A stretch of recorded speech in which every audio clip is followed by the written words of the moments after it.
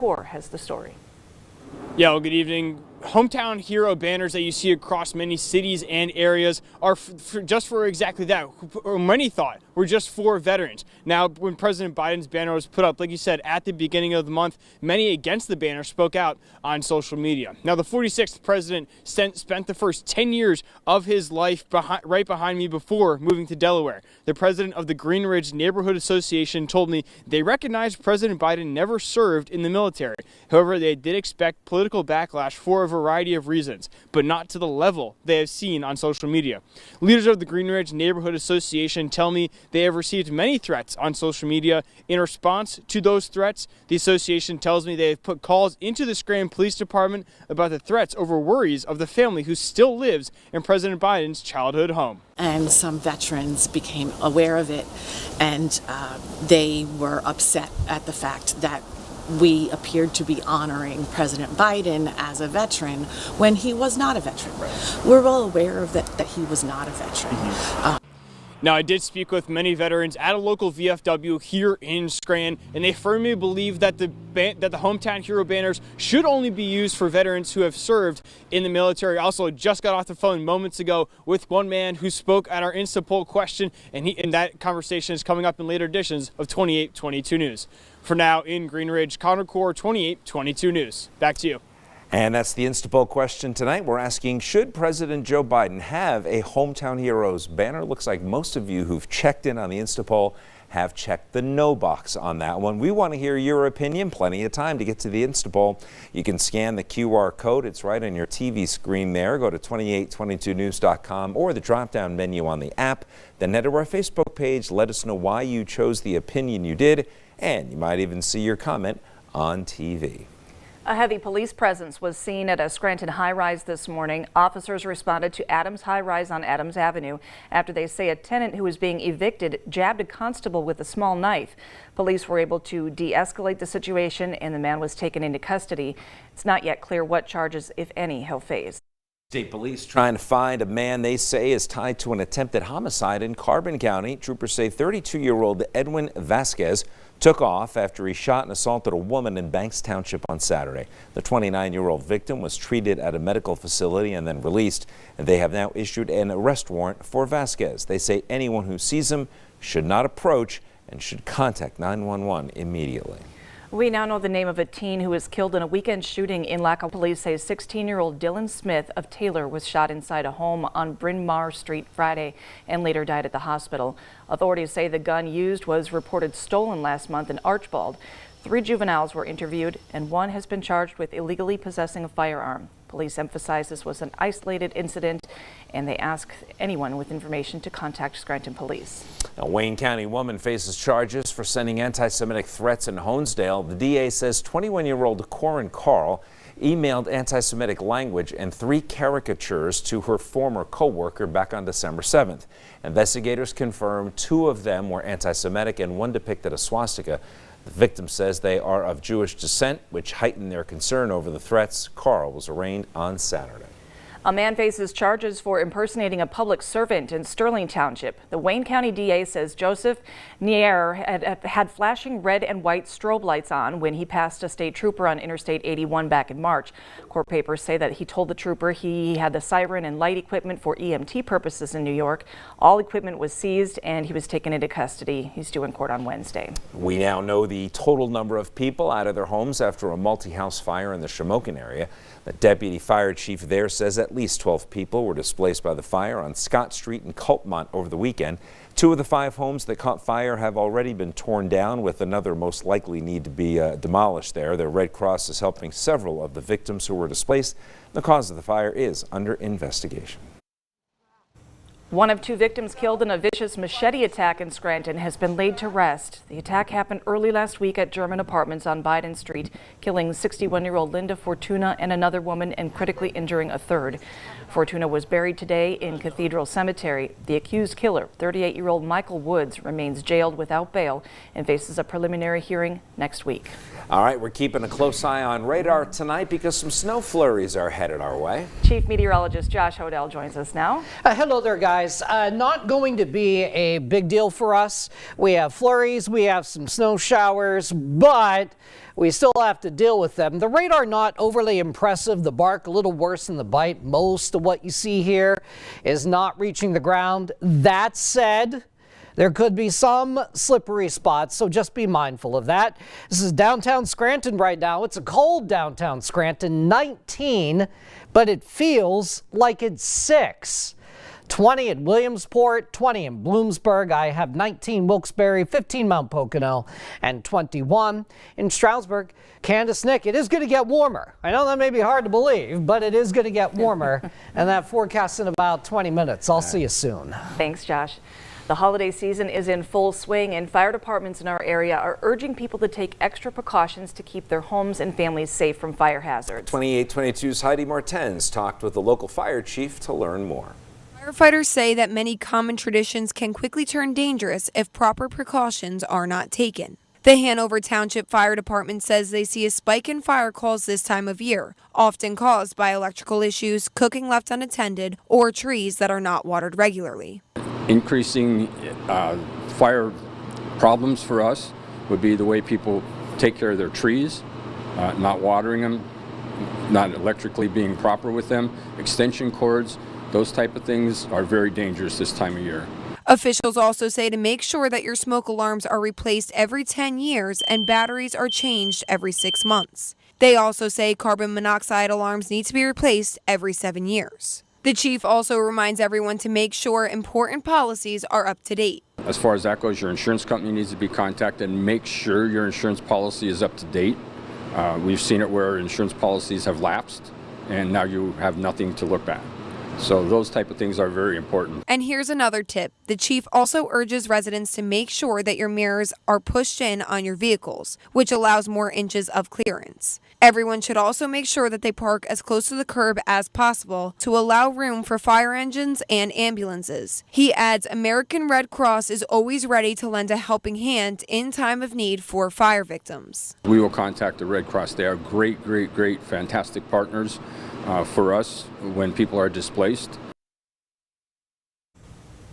That was Heidi Martens reporting. A weekend of violence both here and across the globe is getting reaction from our nation's capital. Still ahead on 2822 News, what lawmakers are saying about the tragic crimes. And the son of a legendary film director in custody in connection with his parents' deaths. The latest on the investigation after the break.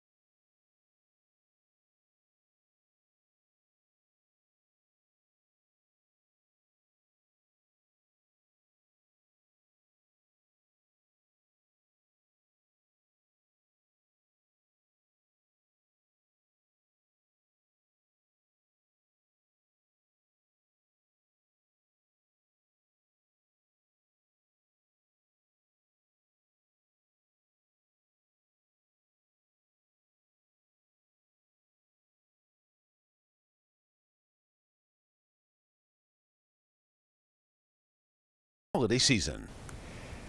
The son of actor-director Rob Reiner has been booked on murder charges in the deaths of the director and his wife, Michelle. The 78-year-old Hollywood director was found dead with his 68-year-old wife in their California home Sunday afternoon.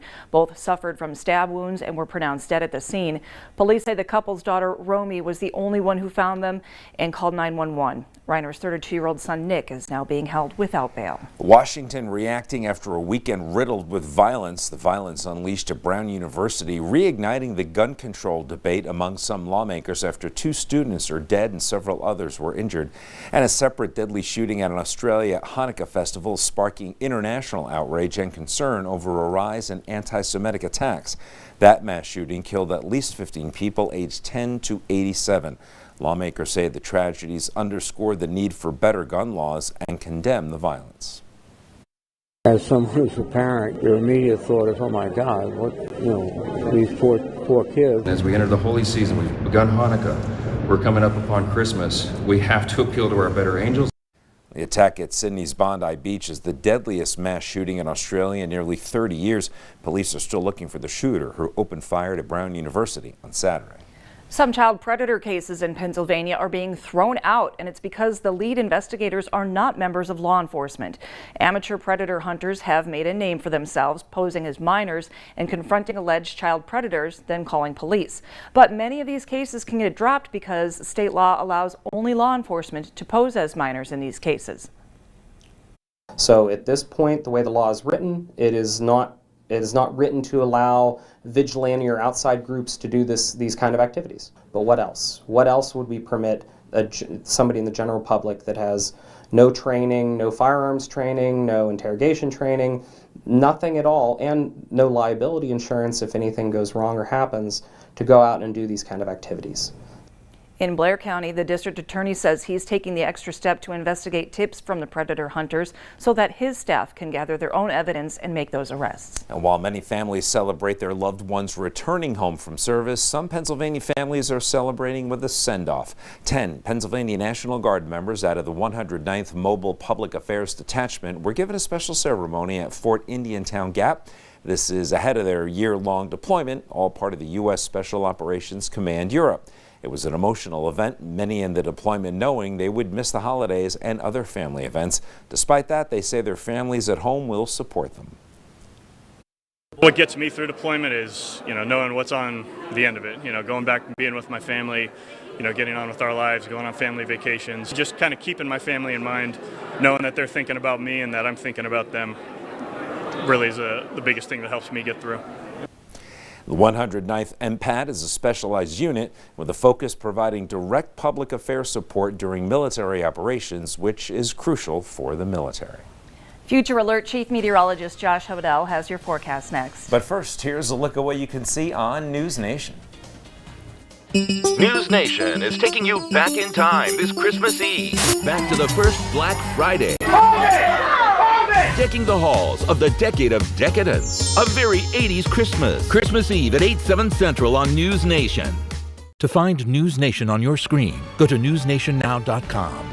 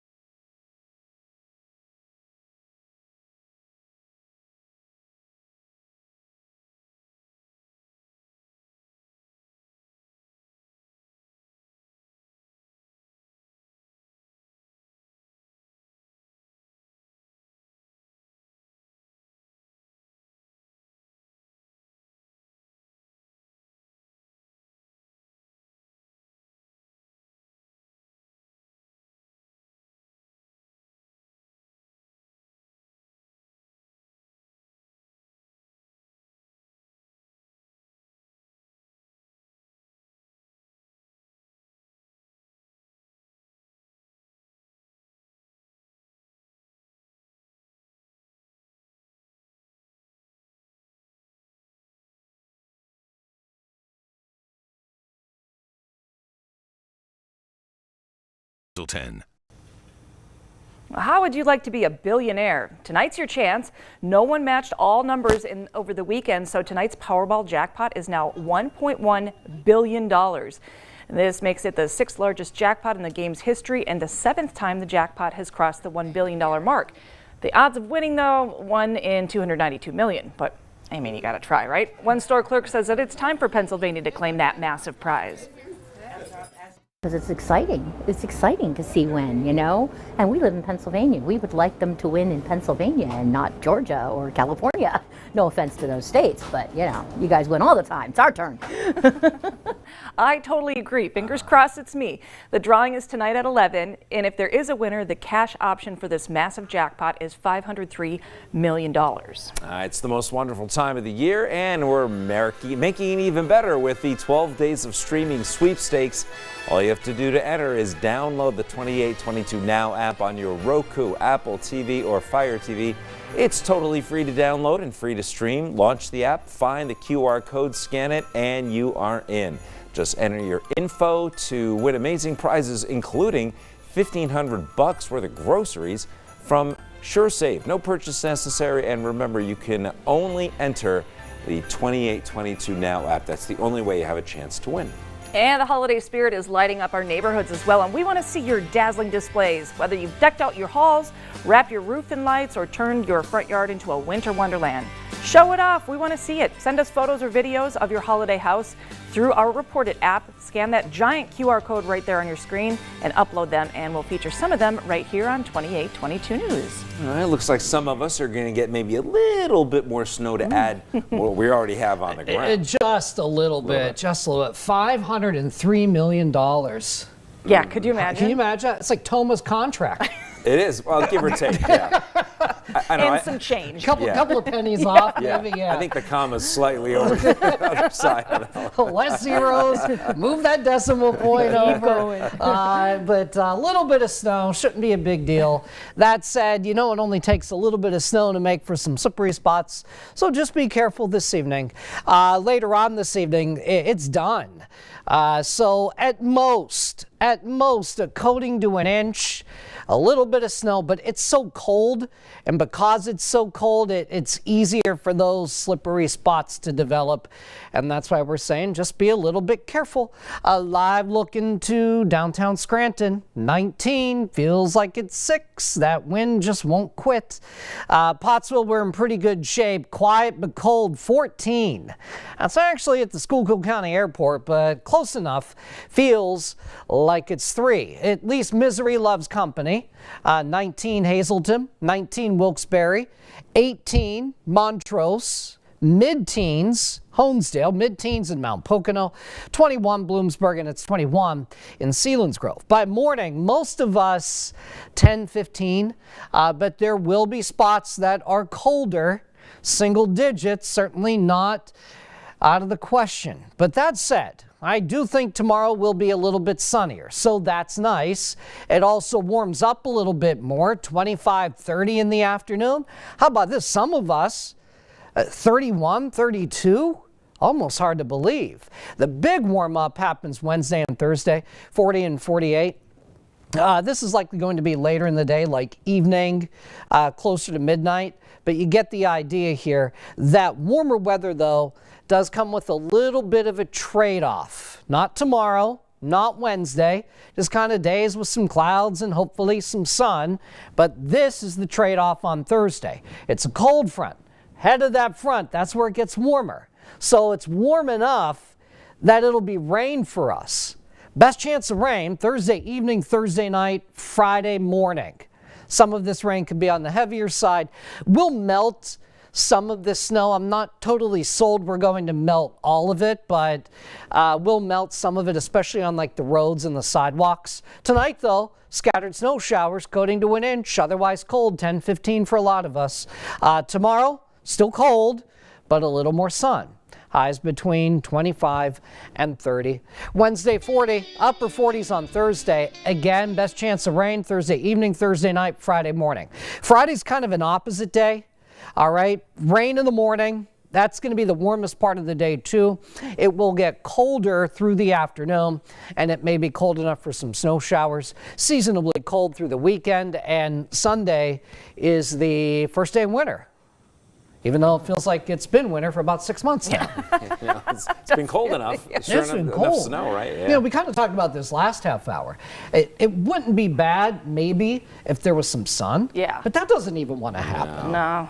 We're It's used to just that, too. gray. Everything is gray. The sky is gray. The roads are gray. The parking lot's gray. It's like being car is it's great. like being in a movie from the 20s. Yeah. No color at all. What color's my car? I forget. It's gray. Thank you. A Monday night from Pittsburgh with a big game for the Steelers. Yeah, Nick Zelias got the latest as Pittsburgh plays without its star defender. Next.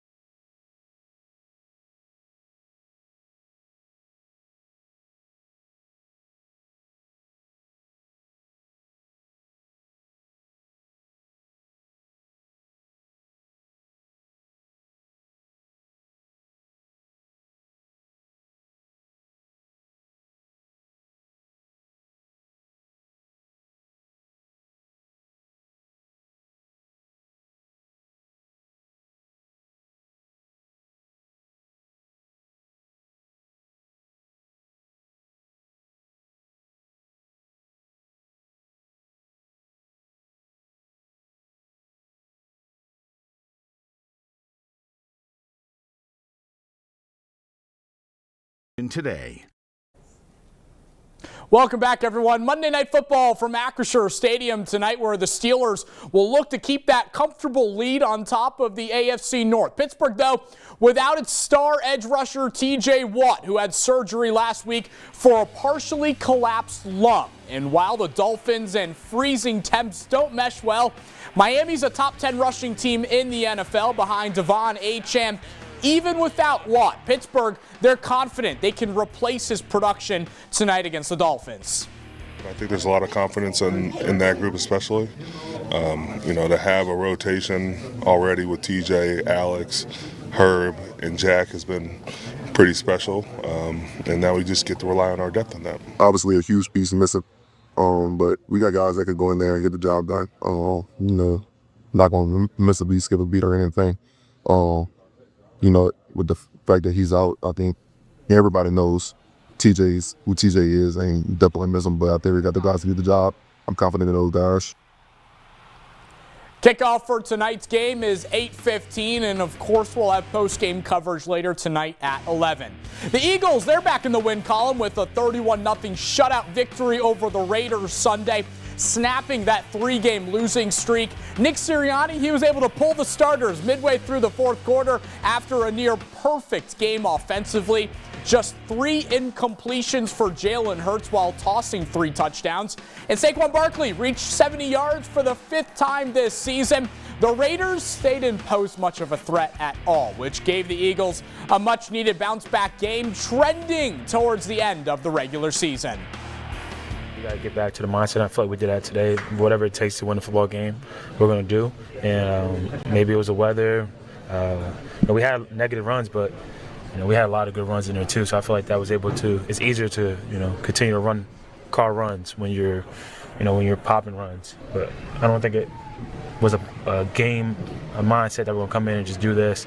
We just went with the flow of the game, and I think they did a really good job of calling it. We just haven't been playing good ball. I mean, I'll just call it how it is. We just haven't been. So you've got to celebrate the moments that we do execute, that we do third down touchdowns, especially big ones like that. Like, you got to celebrate that. I'm glad that he's showing emotion now. The Birds will travel to the Capitol for a Saturday 5 p.m. kickoff this weekend against the Commanders, and a victory will give a NFC East title to the Eagles. That's all for sports. We'll be right back.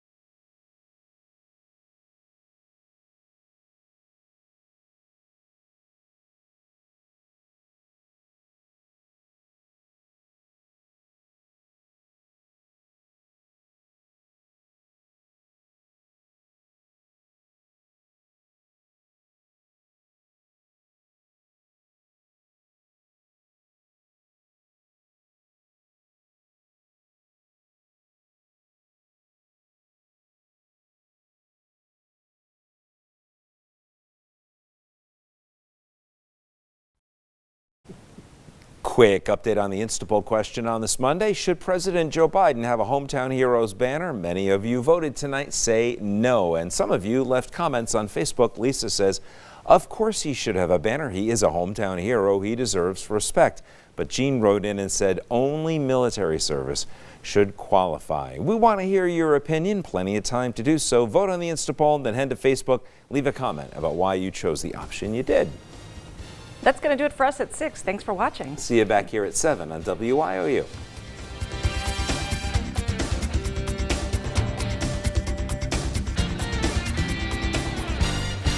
I'm Vinay Simlot from Reagan National Airport. Here are your latest headlines from Washington, D.C. on Monday.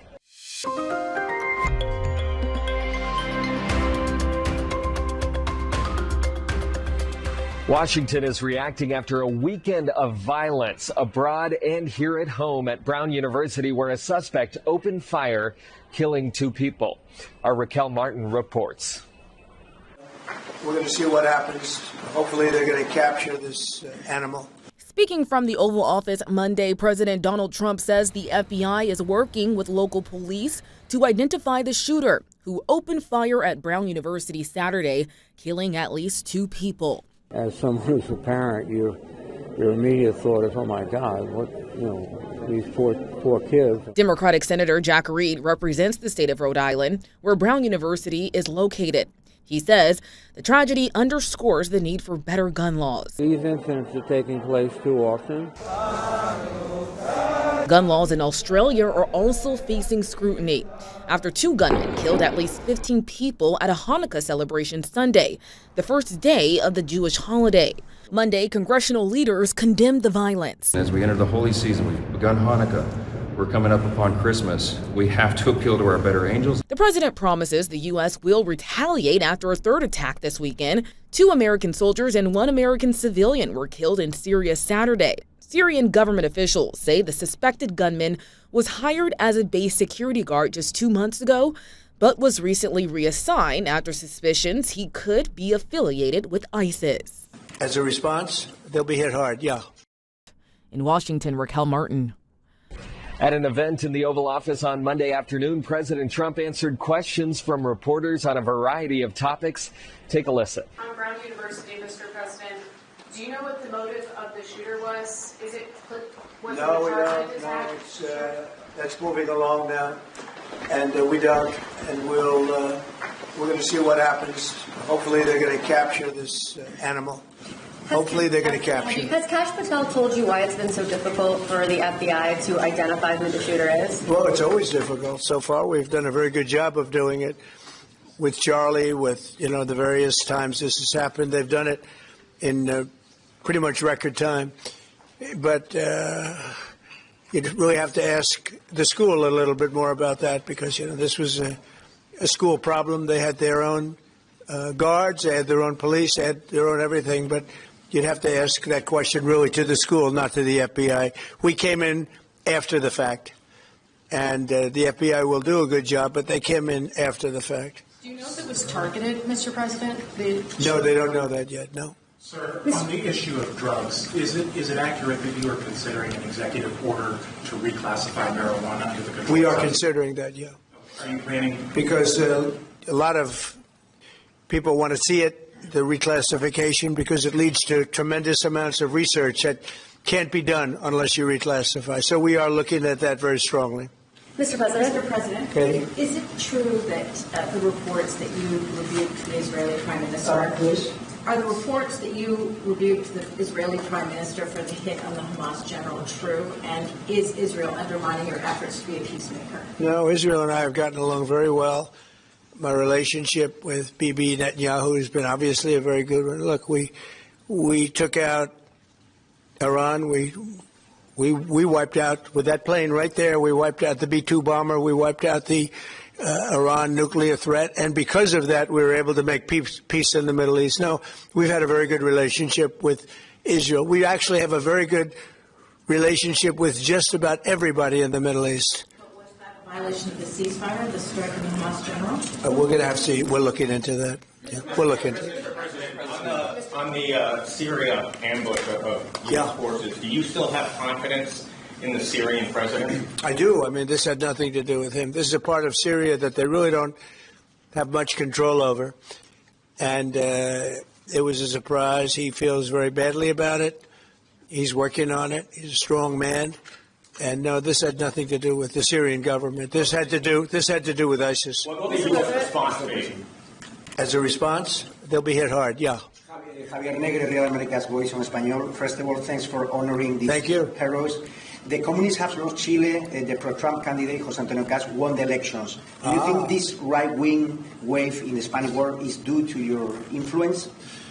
Well, we just had a good one in Honduras, as you know. Had a great election there. I endorsed somebody that was not leading, and he won the election. And we had a good one just a couple of hours ago. I found out in Chile, the person I endorsed, who was not leading, ended up winning quite easily. So I look forward to paying my respects to him. I hear he's a very good person, Yeah. Mr. President, thank you, Mr. President. This year you fired Democrats from a number of federal agencies, and now going into 2026, there are some key regulators like the SEC, the CFTC that are going to have 0 Democrats. Do you plan to appoint Democrats to fill those empty spots, or do you think that federal agencies shouldn't have Democrat commissioners? Well, do you think they would be appointing Republicans if it were up to them? So, we'll look at it. Look, we want to be fair, but typically they're not appointing Republicans. So you're asking me the question whether or not I'd appoint Democrats. But there are certain areas that we do look at, and there are certain areas that we do share power. And I'm open to that. Please. Mr. President, a number of Republicans have denounced your statement on Truth Social after the murder of Rob Reiner. Do you stand by that post? Well, I wasn't a fan of his at all. He was a deranged person as far as Trump is concerned. He said he knew it was false. In fact, it's the exact opposite, that I was a friend of Russia, controlled by Russia. It was the Russia hoax. He was one of the people behind it. I think he hurt himself in career-wise. He became like a deranged person, Trump derangement syndrome. So I was not a fan of Rob Reiner at all in any way, shape, or form. I thought he was very bad for our country.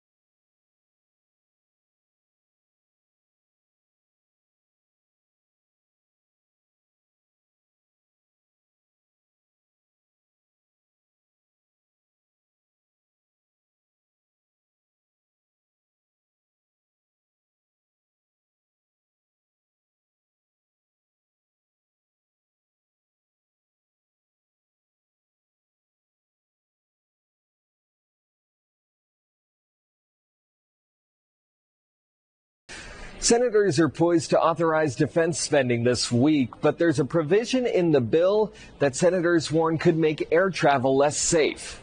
Senators from both sides of the aisle and aviation safety regulators warn the National Defense Authorization Act could recreate the conditions that led to a deadly crash. Last January, a military Black Hawk helicopter collided with a passenger jet approaching Washington's Reagan National Airport. 67 people died. If it sounds like I'm mad, I am mad. This is shameful. This is not what we need. NTSB Chair Jennifer Homendy says the helicopter flying in the congested airspace near Washington, D.C. wasn't broadcasting its location using a technology called ADS-B Out. It's meant to prevent mid-air collisions. Senators Ted Cruz and Maria Cantwell are the top Republican and Democrat on the committee overseeing air travel. ADS-B can broadcast an aircraft's position, altitude, and velocity much faster than traditional radar. Aircraft flying in and around Washington, D.C. are required to use ADS-B Out to broadcast their precise locations. But since 2019, the military has used a waiver so it doesn't have to for its aircraft, citing national security. This special carve-out was exactly what caused the January 29th crash. After the crash, the FAA and Department of Defense agreed military aircraft would send location data. But next year's NDAA would reopen the loophole and leave it up to the Secretary of Defense. This is shameful. Christina Stovall lost her son in the January plane crash. Losing him has left a silence in our home that nothing can fill. She says Congress needs to close the loophole because she says the crash in January was preventable. Here's more from those senators raising concerns about air travel in the NDAA. Why do we continue to tolerate near misses? Seconds away from catastrophe, just months after an Army Black Hawk helicopter flew into American Airlines Flight 5342 at Ronald Reagan National Airport here in D.C. Nearly 1 year after that tragic mid-air collision over the Potomac River on January 29th, we are here to bring attention to a provision in the fiscal year 2026 National Defense Authorization Act that was airdropped in at the last moment and that unwinds the actions taken by President Trump and Secretary Duffy to make the airspace around D.C. safer. Section 373 of the NDAA lets the military fly by different rules than every other aircraft in civilian airspace. This special carve-out was exactly what caused the January 29th crash that claimed 67 lives. American Airlines Flight 5342 was seconds away from landing at DCA when the flight crew began hearing traffic alerts in the cockpit. Although the commercial flight was broadcasting its location, a military helicopter operating nearby was not, because it was using this special loophole carved out for the military. And the two aircraft were on a collision course. After the crash at DCA, President Trump and Secretary Duffy immediately took action. They diagnosed the problem, and since the accident, military helicopters have been required to transmit their precise location using ADS-B technology. ADS-B can broadcast an aircraft's position, altitude, and velocity much faster than traditional radar, giving air traffic control and other aircraft this crucial information in near real time. Section 373 would take steps to reverse this rule, not even a year after the fatal crash. As we mentioned, Senator Cruz, myself, Senator Moran, Senator Duckworth, the NTSB Chair Hamady, we wrote a letter basically calling on this provision to be removed, saying that it was unacceptable, and it put the flying public at risk, and a dismissal of the tragedy that 67 families and their loved ones have gone through. So we're here to say to our colleagues, let's get this out of the National Defense Authorization Act. Let's close this loophole, as Senator Cruz mentioned, when we have time on THUD or whatever legislative process we have. But let's not codify a loophole into law that will allow the military to continue to do whatever they think or see fit and not promulgate a rule by the FAA to make sure that a crowded airspace is definitely not a pathway for allowing commercial aviation flights and military flights to become within a few 100 feet of each other. That's literally what this does. The NTSB does oppose Section 373. The families oppose it. You're going to hear from them right now. The Bipartisan Commerce Committee obviously opposes it, and I hope that the American people will help us oppose it. It's time to make sure that aviation safety is a prime objective, not a secondary objective, a prime objective of this Congress.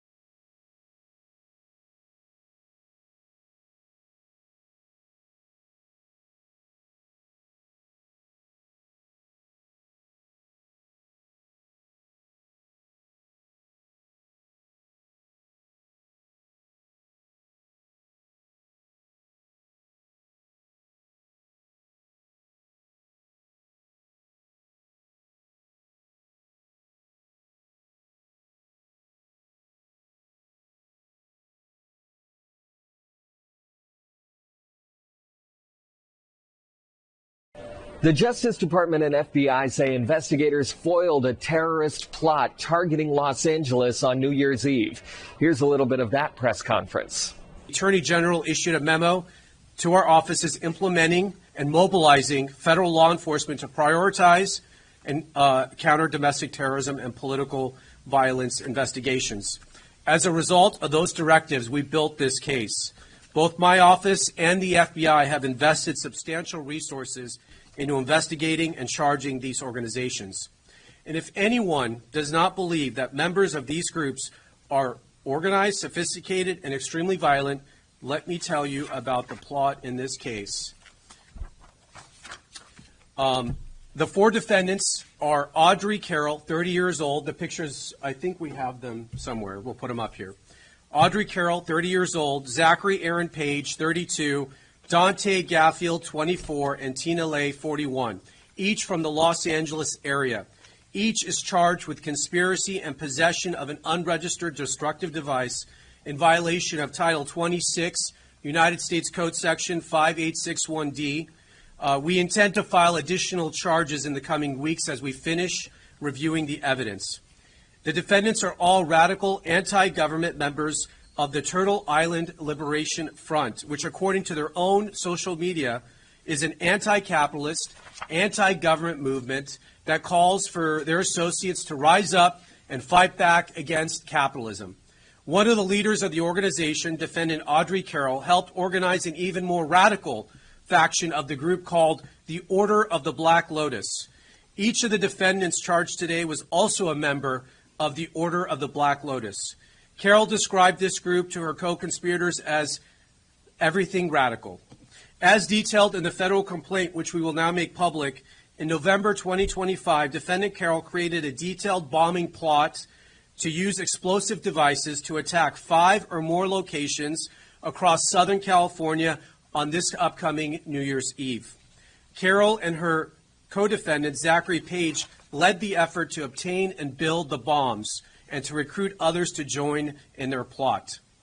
Carroll's bomb plot was explicit. It included a step-by-step instructions to build IEDs or improvised explosive devices and listed multiple targets across Orange County and Los Angeles.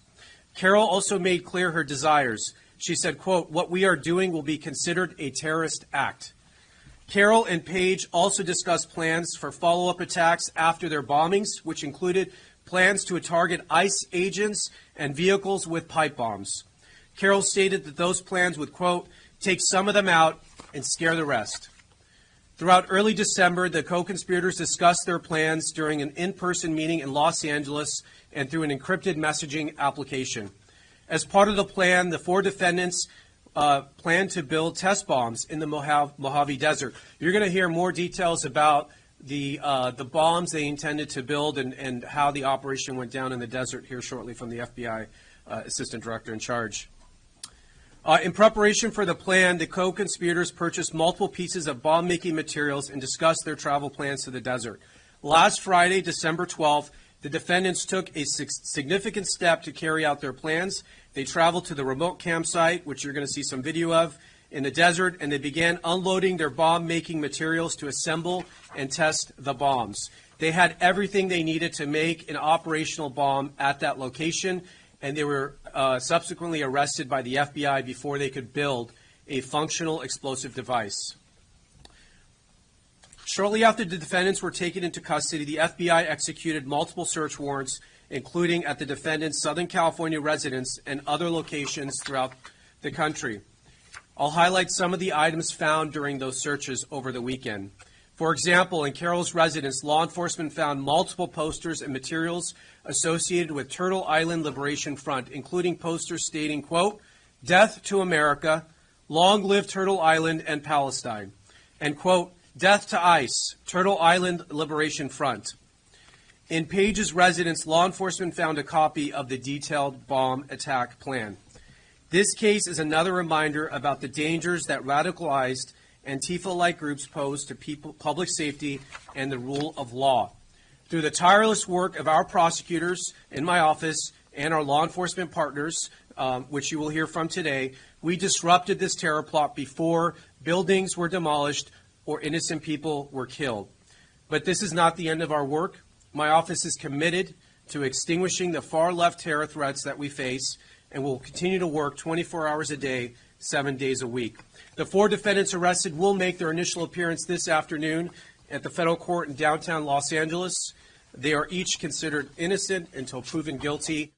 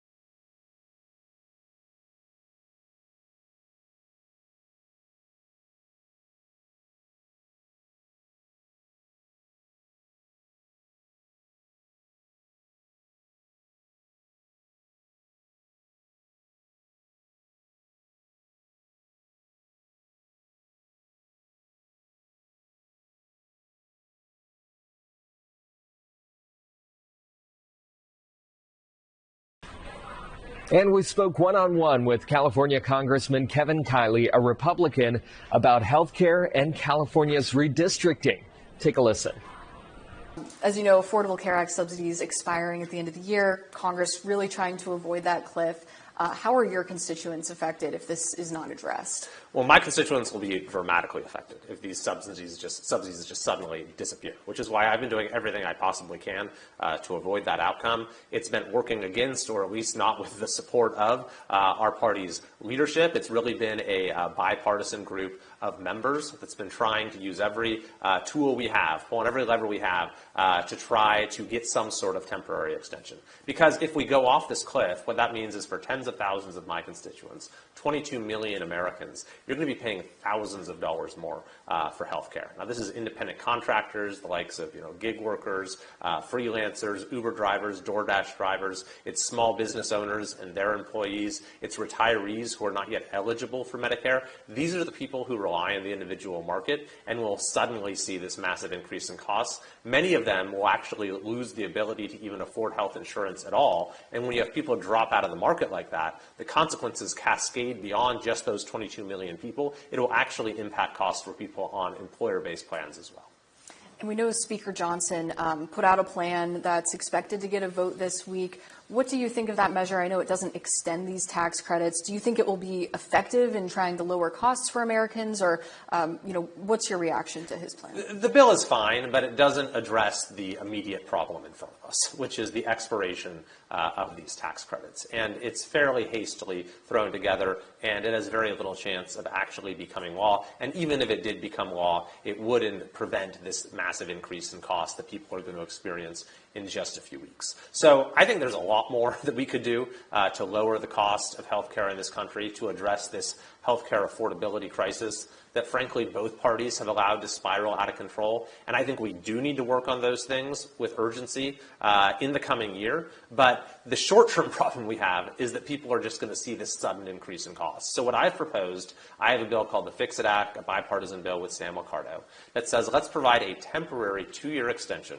It'll include reforms so that we're actually helping to pay for the cost of the extension. We're controlling costs. We're rooting out fraud. And then we can use that time to work on these larger, longer-term, more vexing issues that we really need to solve to have a durable solution to affordability.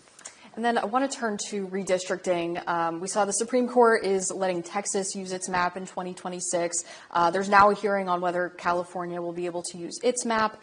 How do you expect those arguments to go, and do you think there's any chance that this map gets struck down? I'm not counting on that. I mean, I did read the complaint, and there is some pretty compelling evidence that the state crossed a constitutional line in the way it drew its map up. But, we're getting pretty close to the election, and based upon the way that the Texas case went, I certainly am not counting on something drastic happening in California. So I'm proceeding on it's perfectly appropriate to have the lawsuit, whether in Texas, whether in California, to test compliance with the Constitution. But I'm not counting on that. I'm planning on, the Prop 50 map being used in 2026. And talking about that Prop 50 map, I know your district changes pretty dramatically. You said you'll run again. Have you decided where you'll run? And if not, what are some of the factors weighing into your decision? So I definitely will be running again, and I'll run to continue to represent at least part of my current district. That's the dilemma, is that my district that I represent right now and that I'll continue to represent until the end of this term, it is no longer going to exist under the Prop 50 map. It's been cut 6 different ways. It's, it's 6 different pieces that then branch off into their own different districts. And so how are you supposed to make a decision as to which of those 6 you go with when you can only continue to represent part of your current constituency? I'm trying to get as much feedback as I can from my current constituents about what the right thing to do is. I have until March, when the filing deadline is, to make that decision. And we've seen several states now move forward with redistricting, but others, most recently Indiana, just rejected that. Just generally, what do you make of this whole gerrymandering arms race and the fact that we've now seen at least one state say, no, we're not going to move forward? Yeah, it's a terrible thing for the country, having this redistricting arms race. And I've said that from the beginning. I introduced a bill saying we shouldn't be doing mid-decade redistricting anywhere, whether it's in Texas, whether it's in California, whether it's in Indiana, whether it's in Maryland, or any of the other states that are now getting in on the act. I think that Indiana did the right thing. I think that the state Senate there, in a bipartisan way, saying, we're not going to get involved in this, that was the right thing to do. I mean, in California, they made the argument an eye for an eye. In Indiana, they said, no, we're not going to mess with our own map because of what some other state has done. And I wish more states had taken that approach. Those are some of the top stories from the nation's capital on Monday. For more news like this, check out other videos on this site. At Reagan National Airport, I'm Vinay Simla.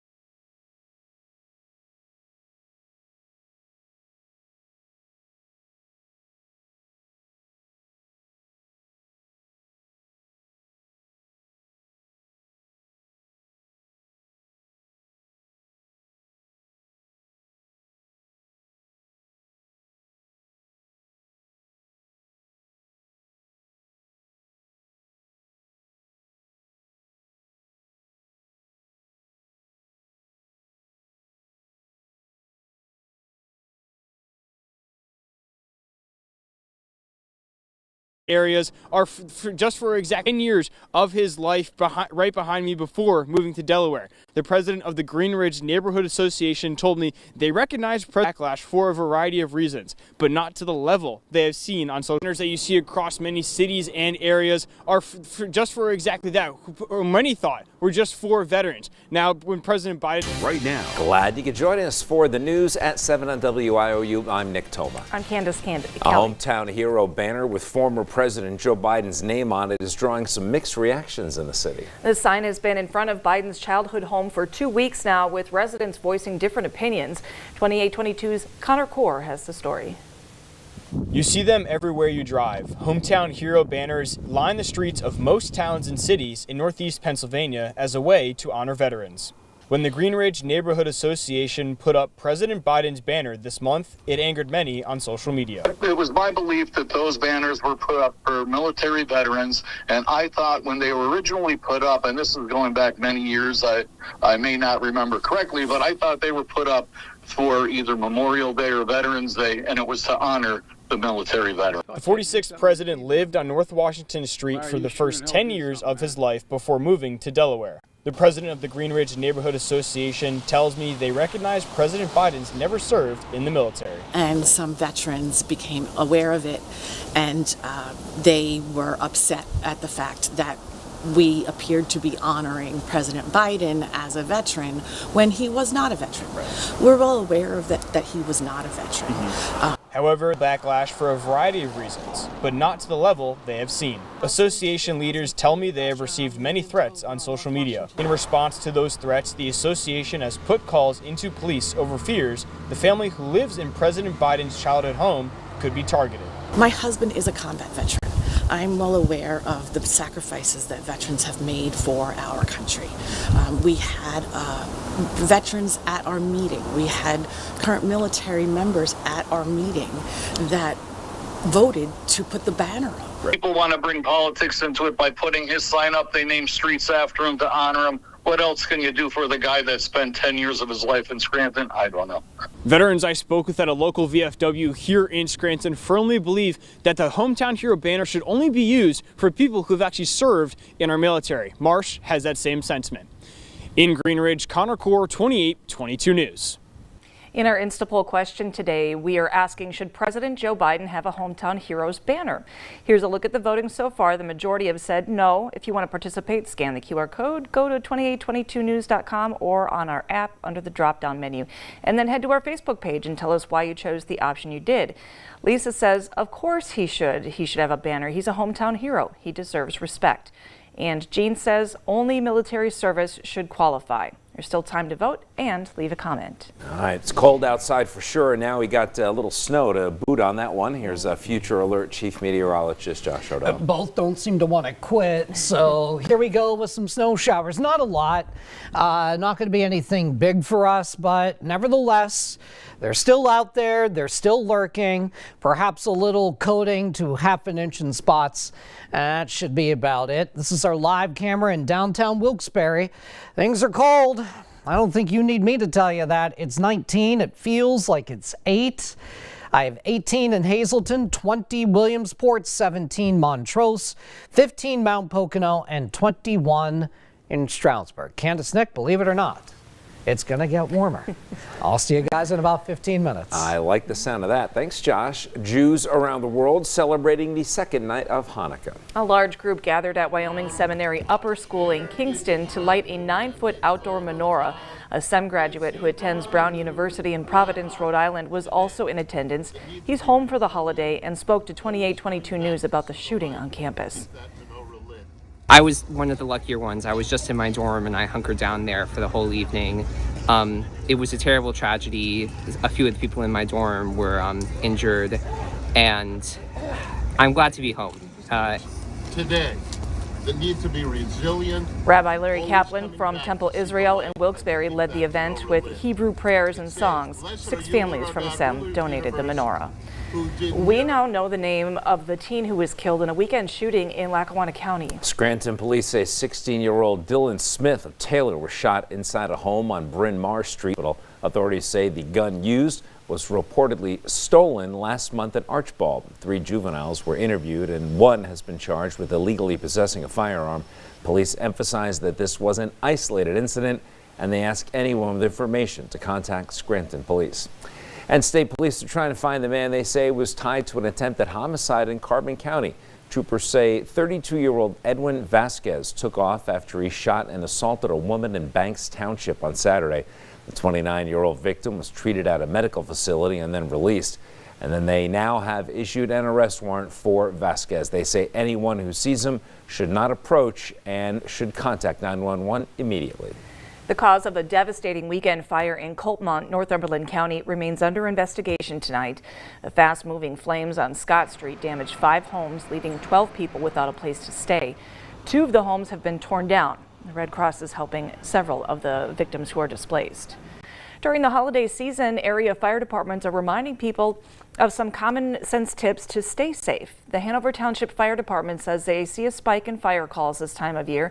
Many of them are often caused by electrical issues, cooking that's left unattended, or even trees that are not watered properly. Increasing fire problems for us would be the way people